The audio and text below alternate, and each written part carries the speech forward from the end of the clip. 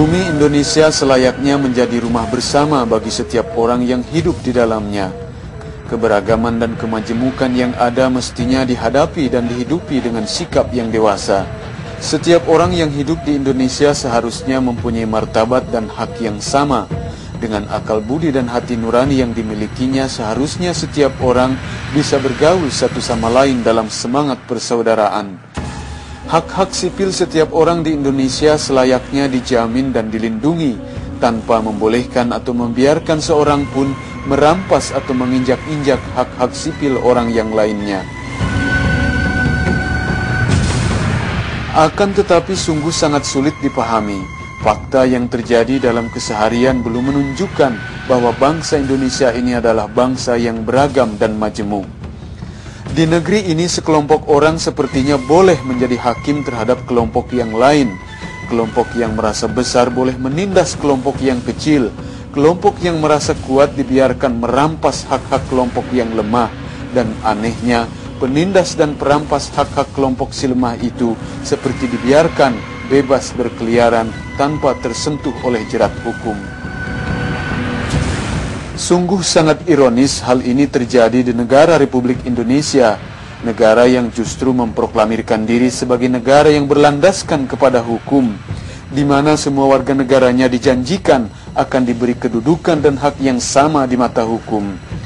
Akan tetapi jaminan dan perlindungan hukum itu sepertinya tidak berlaku bagi para pengikut jemaah Ahmadiyah, sekalipun mereka itu juga adalah warga negara di Republik ini. Saya mohon kepada warga di sini tidak melakukan dulu aktivitas, sehingga apabila nanti melakukan aktivitas barangkali ada perlawanan dari pihak lain. Kami sudah membuat pernyataan bersama, bila yang melanggar kami akan proses menurut ketentuan hukum.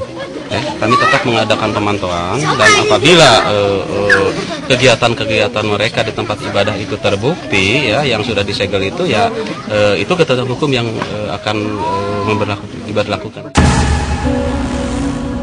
Potret hak asasi manusia dan hak-hak sipil warga negara di Indonesia benar-benar mengalami kesenjangan antara teks hukum dan undang-undang dengan implementasinya di lapangan.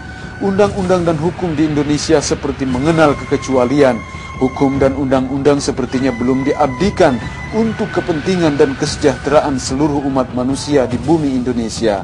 Menjelang akhir tahun 2007 misalnya, hari kelabu bagi penegakan hak asasi manusia di Indonesia seperti memperlihatkan puncak klimaksnya, terutama berkaitan dengan hak kebebasan beribadah dan berkeyakinan warga jemaah Ahmadiyah. Jerit tangis ratusan ibu-ibu tak mampu menahan kedikjayaan tangan-tangan kekar Satuan Polisi Pamung Praja Kabupaten Kuningan, Jawa Barat, yang menyegel masjid-masjid milik jemaah Ahmadiyah di Desa Manislor. Warga dari kelompok yang lemah ini telah kehilangan haknya untuk bisa beribadah di masjid-masjid mereka. Sungguh sulit dipahami oleh akal dan nalar yang normal sekalipun di negara yang berlandaskan kepada hukum. Keleluasaan mengaktualisasikan hak-hak sipil sebagai warga negara boleh dibelenggu dan dikurung oleh batasan-batasan peraturan yang tidak jelas dasar hukumnya.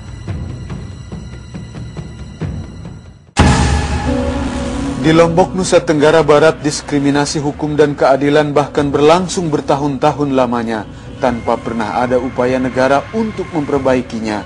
Puluhan keluarga anggota jemaah Ahmadiyah yang telah kehilangan hak hidup mereka